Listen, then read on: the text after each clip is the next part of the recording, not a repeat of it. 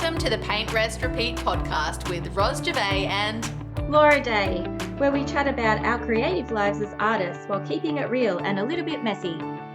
We're here to inspire creatives just like you to push past those boundaries and make art that you love. Let's dive in.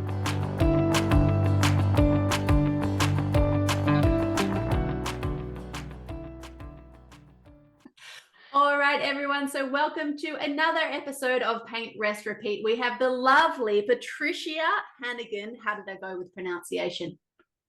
Was that all right? Close. It's difficult for everyone. It's Patrycja Hannagan. Ooh. So I go by PJ. Okay, so we have PJ Hannagan. That's easier. Here today, and PJ is a mural artist, and she's currently traveling Australia, and has 100 murals in a year. Is it in a year or just 100 mural project? Tell us. It's a 100 mural project. I'm trying to average a mural a week for 100 weeks, just for the sake of having an end date, so it's not an open-ended project. And I'm on time, but the project I'm painting now is taking a whole month, so it might set me back a little bit. But yeah, I've painted over 60 in a year, so I hope it's going to take me another year. Yeah. That is amazing. I actually have a mural gig coming up towards the end of the year, and let's just be open about it. I'm a bit worried about how long it's going to take me. I feel like I might be slow. How do you deal with speed? Like, honestly, I think painting large scale, it's so much faster than painting small on canvas. You have bigger tools. You have to use bigger tools. That's the trick to it. And if you have a good wall, it shouldn't take you long. It gets tricky when you have bumpy surfaces or like very old bricks, and you have to do lots of layers and priming. And then if you use the wrong brushes, but it helped when I learned spray painting. Spray painting makes everything so much faster and more fun. But yeah, these are probably my suggestions. What type of mural will you be painting? Do you know? It's interior. That's basically all I've got. So it's like a shared contact, and she's asked me to do a mural for her in her new office space. And she just wants to support me. So that's why, but I have no idea what the subject matter is. I know the dimensions of the wall. That's it. That's all I've got. Wish me luck. I'm sure you'll be fine. It's a kind of like the ideal commission, so make the most out of it. I love it. All right, I'm going to go with that. Anyway, I feel like we need to backtrack. What do you think, Laura? Go back to PJ's foundations. Let's get to know the artist PJ, and like maybe go back to like, were you a creative kid? How did you get into art? And what led you on this path? Yeah, I was always the type of kid that preferred sitting in a room with crayons and a piece of paper by herself instead of, out with the other kids, even at school. I recently reflected on it because of another interview, and I think part of the reason was because I was an immigrant. Like, my parents moved to Italy when I was 2, and I went to school, and I always felt a little bit detached from the local kids, and that was just my safe haven. I would just go to, ask the teacher to put me in a separate room or in a corner and just draw and paint. And I always found I found it fun and very fulfilling. But then when I went to primary school, I was always recognized for the creative one. So if there was a poster to be sketched or some, creative projects, I was always like placed as a leader of that group. And that was kind of validating, I suppose, looking back at it. And then in Italy, we have a very different school system than you guys here in Australia. And you have to sort of choose what type of high school you want to go to. So they aren't all the same.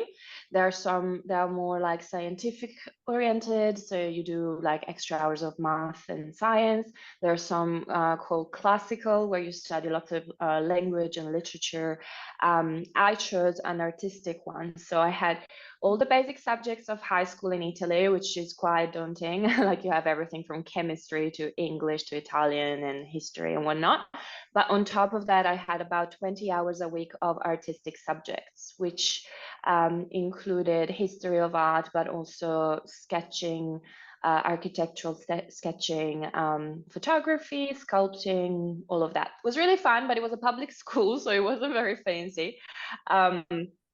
And it kept me painting through a difficult time of my life where I was a teenager with all the emotions of that, but also my parents both kind of bailed on the family at different times. And I feel like if I wasn't going to that school, I would have probably not stayed in touch with my artistic side, I suppose. But since I had assignments about art projects, I had to keep it up. And then at 19, that's when I finished school in Italy, I decided that Italy wasn't really for me. I never felt fully welcome because I wasn't from there, and I wanted to learn English and go to an English-speaking country, really, to try to find better opportunities for myself. And I was tossing around between London and Australia.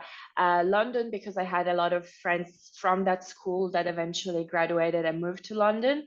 But they were all struggling. Like they were all like working 2 jobs to live in a shitty share house, and I was like, that you're not selling it to me, buddy. And then I had a pen pal in Canberra. So I met her in person through my school. My English teacher was best friend with her Italian teacher, so they managed to arrange this combined trip where we met the girls and we stayed in touch. But I never thought in a million years I would be able to afford visiting her, mostly because it's very expensive. But when I was on my own, I did a small art exhibition in the Alps in Italy, and I got here on a one-way ticket really and landed in Canberra, and my English was very basic to say the least, and it was basic British English. So when I got to Australia and I went to Woolworths for the first time, and the guy behind the counter was like, "Good day, mate, how are ya?" It took me 2 weeks to realize what he said after asking a lot of people. That was not English. I realized I did a massive miscalculation moving to this country. I was like, couple of months and I'll be fluent. No, it took much longer than that. So as you can imagine, I was overwhelmed by a lot of other things. And the first year in Australia, I painted a lot for myself. I sacrificed half of my luggage for some painting equipment I had from Italy. But then I had to study and work to be able to support my studies as a foreigner in Australia. And I kind of lost touch with it a little bit for a couple of years. And then I got a job in corporate after I finished studying business. And that gave me a bit of a routine. And I realized at that time I had a lot of friends, but none of them knew that I was good at drawing or painting. It was a very interesting reality to be in for a little while. And then when I started slowly opening up to people about it, some opportunities came my way, from commissions to someone asked me to teach some paint and sip classes in Brisbane. So I did that. I did not particularly like it. I think I was good at it. I developed a bit of a following, same students coming to different classes, but I felt it very energy draining, and definitely do not try to teach drunk people how to paint. Bad idea. So I got over that quite quickly, and then I started teaching painting with coffee. So I switched to nighttime to mornings with very awake people. I'm not a morning person, so that was better, but it was still not ideal for me. And then COVID happened, and I had to take a break from corporate because I got made redundant. In corporate I was working in sales at that point, so for an IT company. So I learned a lot about how to be well presented online and well presented with clients, I suppose. I was already with my husband at that time, and he saw how many commissions I had. So I started, I was painting with coffee, and I need to prove to my students that you can paint decent things with coffee. So I'll be doing like portraits and pet portraits. And I was getting like maybe like 30 to 40 commissions a year, most of them before Christmas. So that was like the first time that I was making like decent money with art, if that makes sense, but not enough to feel secure to just be an artist. I never got into art galleries, mostly because at the beginning the problem was that I was an Australian. Australian galleries are very patriotic, like they want obviously Australian residents and citizens to be in them. So I even stopped applying after a while. But then someone asked me to paint a mural, and I was like, my hairdresser. And she knew I was an artist for a while because, you know, when they keep you hostage on the chair for like 3 hours doing your hair, you kind of run out of things to talk about.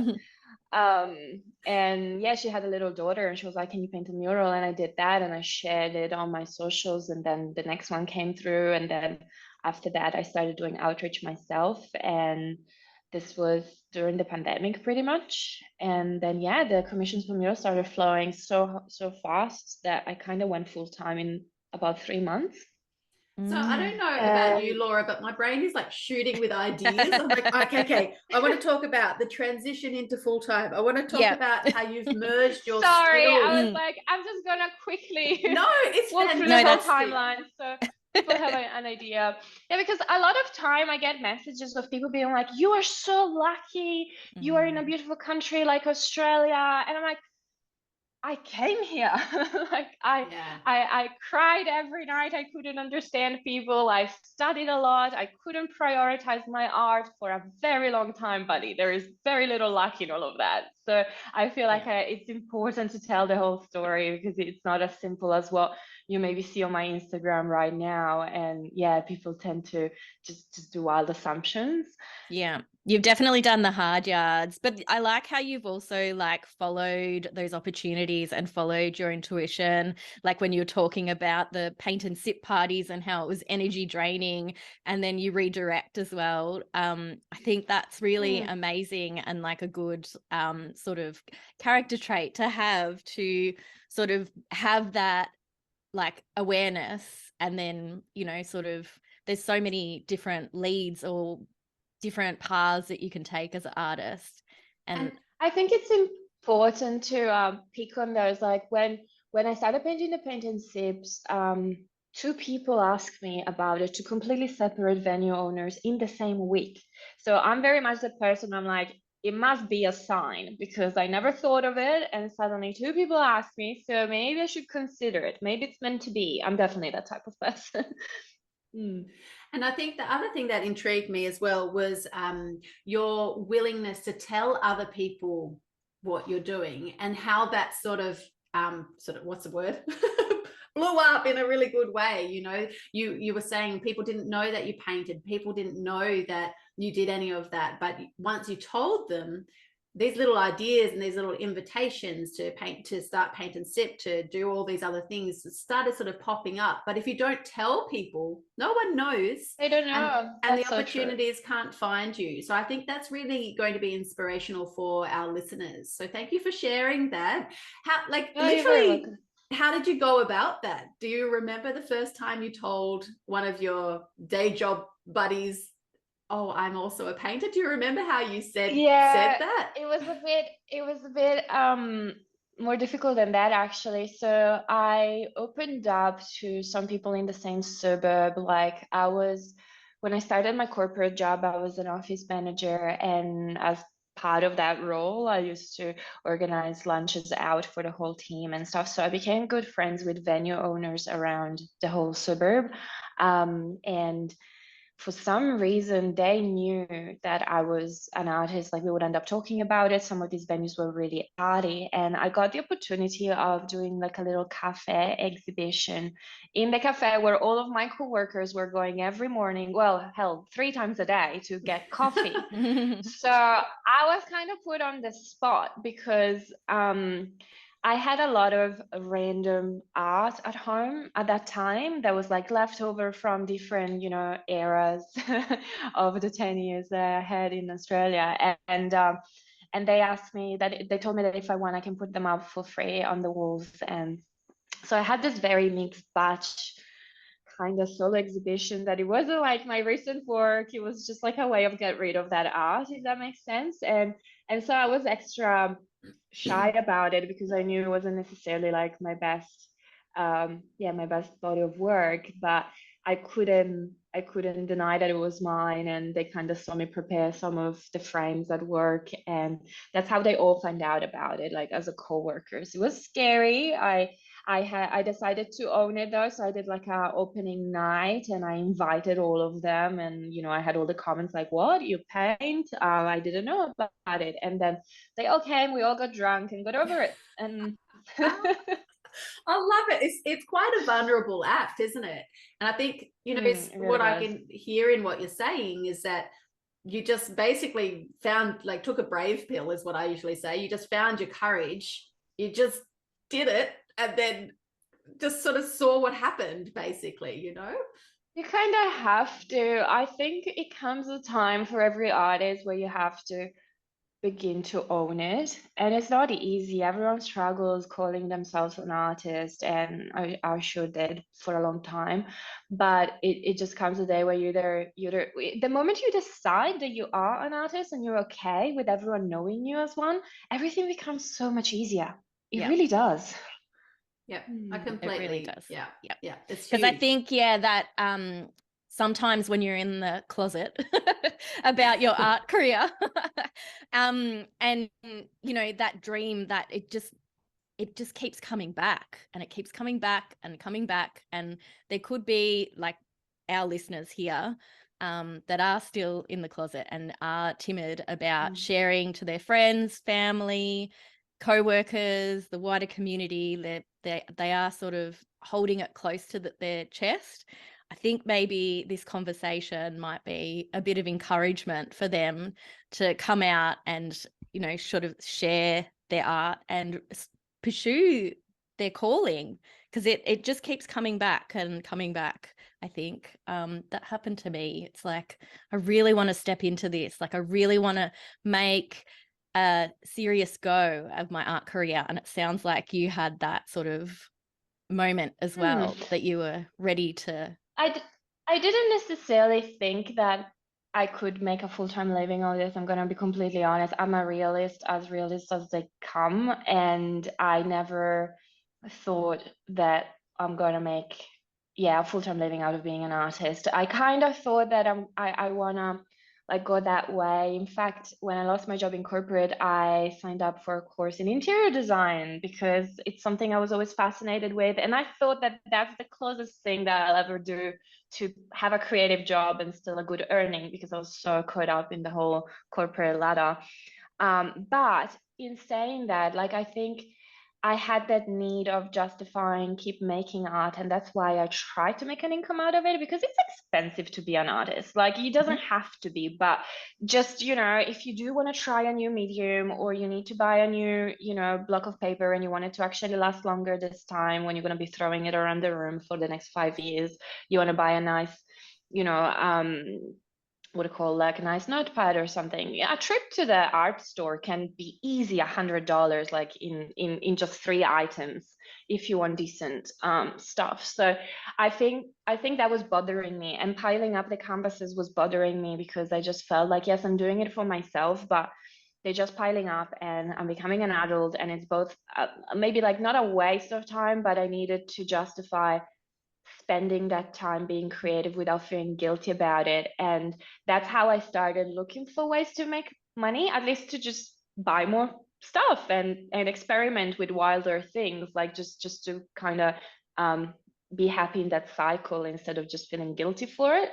And then I remember listening to your podcast actually, and you guys were saying, and I think that's worth mentioning, I had art Instagram, and despite me not sharing with people in my life straight away what I was doing, I really enjoyed starting that Instagram. I didn't have many followers, but I did feel like it was separate to my account, so my friends and family weren't on it, and I didn't have that pressure.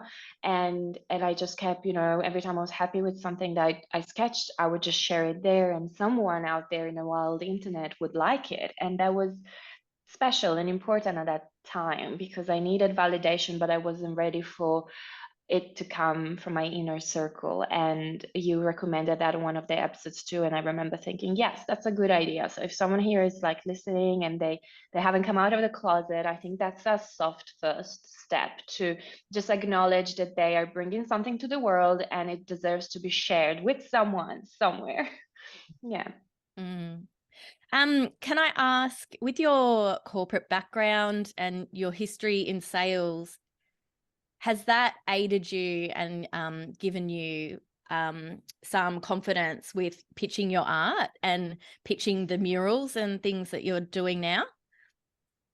Yeah, for sure. I didn't know that at the time because I studied business and I studied a diploma and an advanced diploma. And I remember back then just being so abstract. I had no idea what I was studying. It just sounded like, yeah, just very abstract concepts, which I don't do well with. But then I got a job in corporate and I started as an office manager, which wasn't much sales involved, but I started realizing how the things that I've studied actually apply in a corporate world. So that the systems that what was important to understand, I think, as an artist back then was that, you know, I was working for a company that was selling a service. And in order to sell a service, they had a team that does marketing, a team that does sales, a production team, and managers are all over it, right? And I now mentor and teach artists to pretty much understand business and get more work with murals in particular. But what I try to simply pass on at the beginning of our meetings is that when you work for yourself and you have to market yourself, you can't just be the production team that produces the art. You have to become the marketing team and the sales team at times. Otherwise, you just can't get the work flowing and the money coming in. So that was important to understand in that job. And then they promoted me to sales coordinator very quickly, and then a year after that to account manager. And that just taught me how to handle clients, not necessarily pitching, but how it's good to keep touching base with them and maintaining contacts and networking. And I also learned a lot about different industries because we were building websites, but because of that, I had clients in government, I had some schools, I had some private businesses, and I saw how different they like to be approached and how different their schedules look. So now that I have my clients varying in all of these industries, I know that it's not one type of approach for all of them. And what also that job taught me is systemizing everything. So I learned how to be a professional muralist very quickly. I went like literally from I have no clue what I'm doing to I know how to pitch to a large job for, you know, a council mural in less than 2 years. But to do that, I had to harass a lot of people for finding information and then like storing that information somewhere and do lots of trial and error and kind of recording all of this. I'm a very data driven person. Like I need to remember what I try, what I've wrote, what I work. And I have notebooks and notebooks of notes for every job I ever did. Every time I asked a product representative if I can use that type of primer, like I have all of this written down. And even when I get said, like if I pitch a mural and I get told no, we don't need that or we don't want it, I would usually go the extra mile and be like, that's totally fine, thank you for your time, can I bother you for one more minute and can you tell me what I did wrong? I would really appreciate feedback. And people were happy to give it to me. And then I kept like changing my proposal documents. Like I think it's just the attitude that I got from corporate that helped me through to become a better muralist. Yeah. And what I love about this firstly is that, you know, you've sort of realized that you have those skills and you've applied them to something else. But the fact that, you know, your journey, because I think this definitely has happened with me, and I know it's happened with a lot of other people, is you do lots of things over your journey. You might study in this area, then work in that area, and then have children, and then get a job in a totally different industry, and then now you're an artist. And you can feel like all of that journey was like, I don't know, just a waste of time, but it isn't. It's connected. It's connected. Yeah. We're learning skills It's all as we connected. go, and it builds us as a individual with now a whole bucket load of skills. So I love hearing that about your journey and how you're pulling it all together and accessing sort of your skills in all those areas and pulling it into what you're doing now. Thank And you. Yeah, it helped a lot. I also love just hearing you talk about it and how you said, like, I started from nothing, like I didn't know what I was doing. And so many of us start from nothing as well, and you figure it out as you go. And that was like, yeah, that is similar to my journey as well. It's just, you're like, oh, well, I feel like I've got a skills gap here. Then, okay, I'm going to learn this. And then I'm going to learn that. So maybe for someone listening that really wants to do murals and they are starting from the scratch, just like a few like beginner tips, like what advice would you give someone that's coming to you and asking like, hey PJ, love what you're doing, I'd love to get into murals, like what advice do you have? Well, my first piece of advice is don't do it for free. You don't have to. Any decent person will at least cover cost of materials, will shout you dinner. Just out of principle, don't do it for free because it gets you stuck at that level where you think it's right, or where you subconscious just kind of like get stuck in that bubble and you're like, maybe I have to keep doing this for free until I'm good. No, you don't do it for free. I'm just shaking my head. I'm like, thank God, thank you for saying that. That's yes. And then don't. I always recommend find some comfortable walls. Meaning, yes, if you are comfortable to reach out to friends and family, send them a message being like, hey, this is what I decided to do. If you have a wall for me to practice and you want a discounted mural because I need to build my portfolio. But when you do that, do not choose difficult walls. And those difficult walls are corrugation, roller doors, fences, because these are the easiest surfaces to find, but are the hardest to paint on. And doesn't matter how good you are, they're never going to look as good as a mural will on a good wall. So I find that a lot of people would paint on a corrugated fence and then get discouraged because it doesn't look good. And I have to be like, of course it's not looking good. It's painted on corrugated metal with like gaps and grooves of 3 centimeters, so that's probably another big tip right there. And then spend really a moment to do some research about the materials. Like, it's not rocket science. We have internet. Like, I still get people coming and asking, oh, can I paint with the same like paints that I use on canvas, right? And I'm like, well, these are for canvases. You're painting on walls, so you have to paint with paintable walls. And it might be a bit more expensive, but reality is you might paint something amazing. And if you don't use the right tools, it might fade or wash out very quickly and just not look as good after, one simple summer. And then it will be heartbreaking. And also, the client will think you just chipped out on it. So it is unfortunately a job where I think it's 50-50. It's 50% like creativity and what you decide to paint, but 50% is all execution. And you have to learn the tools, you have to use the right products to just even honor the industry. At times clients come to me and like, oh, how can you ensure that this is not going to end up looking as bad as the washed off mural down the road? And I'm like, well, I don't know what they used, but I would go check it out. And I see that there was definitely no primer, that they didn't do any base colors. They just went straight with, whatever spray cans that were probably not even artist grade. They were maybe just like hardware store spray cans. And like, it's not going to look like that bad graffiti. I promise. I'm doing this professionally, but it takes a couple of artists not doing it. Just not honoring the craft with the right tools that makes a bad name for the art form in itself. So I highly encourage, and also, like, you get better results with the right paints. So don't cripple yourself by chipping out on it. It's really not that expensive in the big scheme of things. And that's where we reconnect to the fact, don't do it for free. Like, literally tell them, hey, if you want this to look good, I need to buy the right paint. Can you at least cover that cost? Because there is a reason for it. So these are probably my best tips for someone that wants to get into it.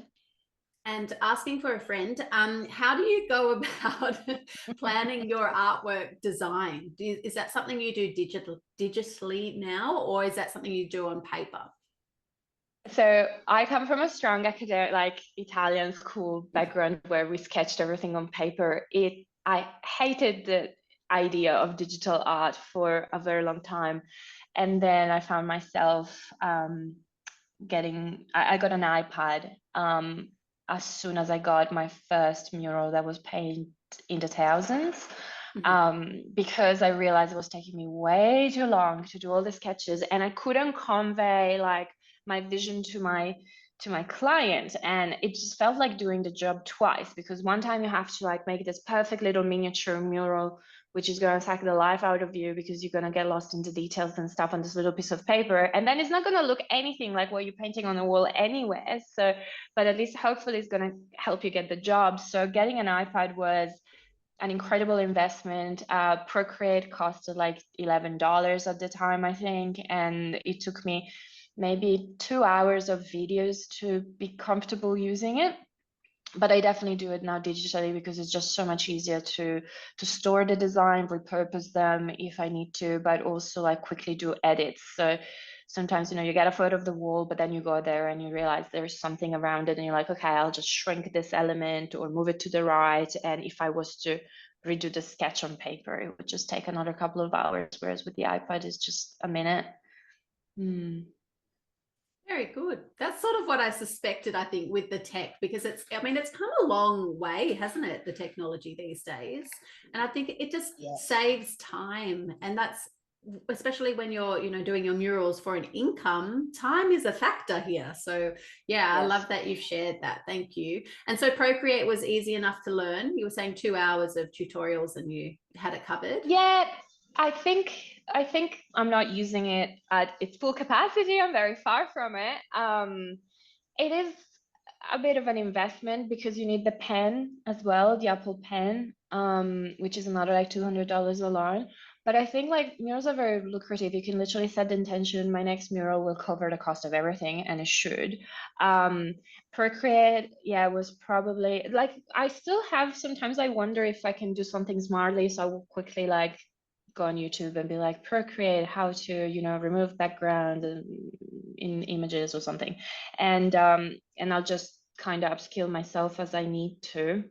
I started taking some Procreate courses from other artists, the same way when you paint on canvas, you might go for a class. And I found that useful. They are using different styles or trying to learn different styles from different artists will make you notice features of Procreate that you might have not thought for your own art, but it might come in handy when you do designs. It's fair to say though that I am a commission artist, so I please my clients. I love that. I find that challenge exhilarating. I love solving their problems by looking at what they want and seeing if I'm happy to paint it, and if I am, then we have a deal. But a lot of artists work on their style and design, and therefore they might become very comfortable with a couple of brushes only within Procreate, and then it's a different type of I guess using the app. Like if you sketch in it, I use it almost more like Photoshop. So I would like put images in it and cut them, and I spend most of my time with composition these days instead of, and then I would just sketch in other things if it's faster doing it that way in between elements. But I very rarely draw a whole design from zero in Procreate, if that makes sense. Great. Amazing.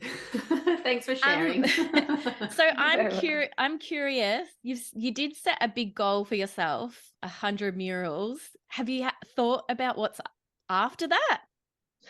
A baby. Is this true? Yeah, it is true. So I think that's going to be a big project on its own. So I'm preparing myself with all the muscles and stuff. Yeah. No, I think it's funny. I discussed this with Pandra not that long ago. It's almost a bit sad and unfair that as a woman we have to plan that in our life, because it can be like a physical setbacks for such a long time, because you never know if you're going to have a good, smooth pregnancy. Like, I know of some muralists that painted until they popped, and I know of some people that have to, be lying in bed for 80% of the pregnancy, and you just can't plan for it. That I'm a big planner, and it freaks me out that I don't know what's going to be happening with my body, if I'm going to be vomiting every day or not. Like, it's a bit of a gamble. So I decided to do this big project and put a lot of effort in establishing myself in the industry before then, and so then I can focus on being a mother and be pregnant and being a mother, and hopefully do a project now and then, just to still be busy, but starting from a privileged, position in the industry. And that's kind of the plan. I also started, not intentionally, teaching other people. I never, as I said, I think teaching is very draining.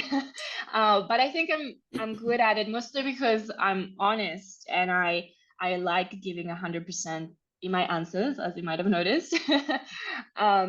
And I think after this 100 murals project, I would like to use all the material, the content, and the knowledge, and just share it. Because if there's one thing that I realized, there is no shortage of wool out here. Like, there's wools for everyone. And I struggled to find information when I started this job. I struggled so hard, and I found some mentors in America that were sharing like business information, but it was not really applicable to Australia.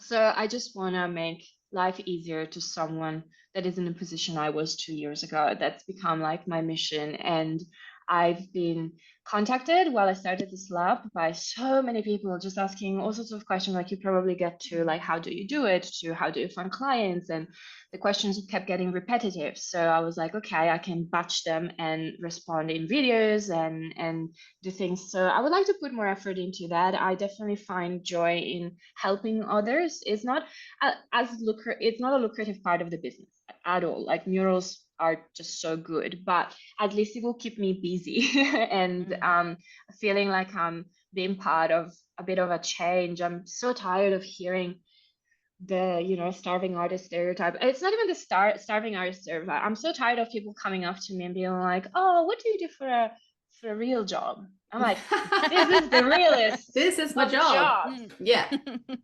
And I think the society needs to be educated to the concept that you can be doing what you love for a living. I know, it's hilarious. Okay to be Isn't happy at work. Yeah. So yeah, I'm a bit on a mission there. So that's hopefully after the 100 murals. Hopefully there's going to be a book as well. So yeah. Amazing. That's great. I'm thinking of pregnant you and you with like a small baby on a laptop writing blogs about mural, because that's something you could do whilst you got little one at home, and still be helping people and serving people, and you can do it in between other bits and pieces. What else am I visualizing? I'm also visualizing you outsourcing the mural work while you're in that little period. So you might still be able to do concepts, but then someone else does the actual painting for you, perhaps for a little period. I can't help it. My brain just yeah, I love that. Actually, I started the blog, so you were 100% right on that one. Struggling to keep up with it, but I do both about the travel part of the 100 murals and the art tips. So I try to be better on my social media as well, sharing like lots of free tips there. So I gave up on that concept that social media is just like a pretty portfolio. Like, I realized that by using it as what it is, which is a platform to connect people, I can just bring value. Like, our followers on Instagram are not potential clients, are just other artists, right? Like, I often have, when I do my one-on-ones, like, I notice that my students like want to focus on growing their Instagram, and I'm like, why? They're like, oh, because maybe I'll get work. And I'm like, but who is actually following you? Where is your client? Is it on Instagram, or is it like maybe on Facebook or somewhere else? And they have a think about it, and I'm like,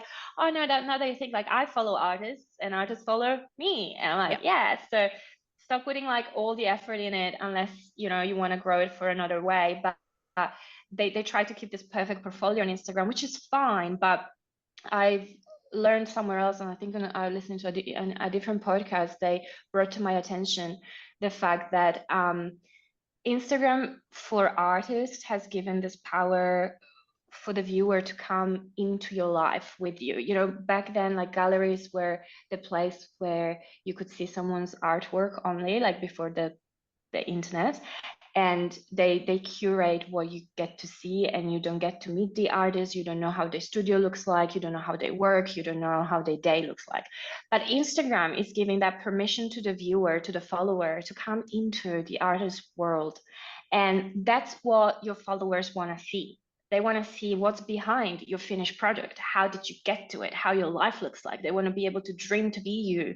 And to do that, you have to, like, really give them not just the pretty final finished product. And the more you share, the more real you are, the stronger they're going to want to follow you, because you inspire them. And I feel like when I started doing that on my social media, I grew so many followers. And then I realized that, wow, this is more important than just having a curated, pretty Instagram feed. So I started, you know, showing funny reels of me, like, messing up with paint and giving actual written tips. I never thought I would be one person that has, like, sentences in the Instagram feed, you know, on, like, a white thing. But I look at the statistics, and it gets saved like 80, 150 times. And I'm like, wow, like, people need this. They're saving it for later. Like, they want this content. So yeah, I feel like sharing that kind of tips and stuff might help. And the blogs kind of come with it. So I try to be methodical with, like, I have a post, I have a blog for if someone needs more, they can go to the blog. So I don't know, do you guys do blogs? I find I need, like, a system for everything. So no, Yeah. good. Will you do a podcast? Our podcast No. is harder. So. I had a Yeah. blog once upon a time, but I can't do that and the podcast. We gotta Yeah. pick and choose here. Yeah, I've got a couple of posts, and then just don't have time. But did you want to share your socials, where you hang out, and your website, and if people are interested in looking at your education and resources? Yes. So Mural Nomad on social. I think it's Mural_Nomad on Instagram. I think it's just Mural Nomad on Facebook. And my website is www.muralnomad.au. And yeah, I'm trying to have more and more free educational resources on it. So, like, the list of my favorite projects to paint with, or stuff like that. So yeah, mural artists or beginner mural artists know where to start from. And yeah, hopefully I also started doing some Instagram lives, which is not as serious as a podcast, but it's as stressful. I don't know how you guys manage the relying on stable connectivity. Like, my last one, my guest had bad internet, and I was so heartbroken.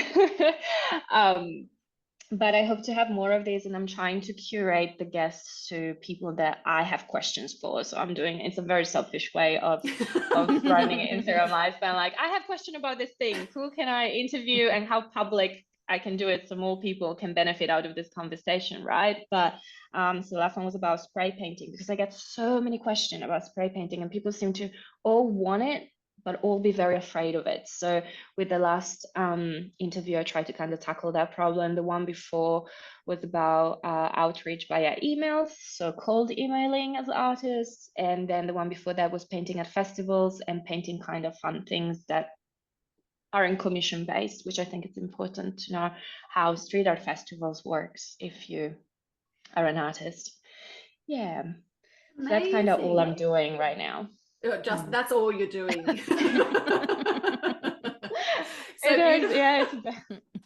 So beautiful listeners, if you would like to learn a little bit more about PJ and sort of enter her world, make sure you go over to her Instagram, her Facebook, and go and check out all the things she's doing. And if you would like to be part of the 100 murals, and you have a blank wall and would like to pay PJ her worth and get involved in that project, then don't be afraid to reach out. I'm sure she'd give you a big friendly yes.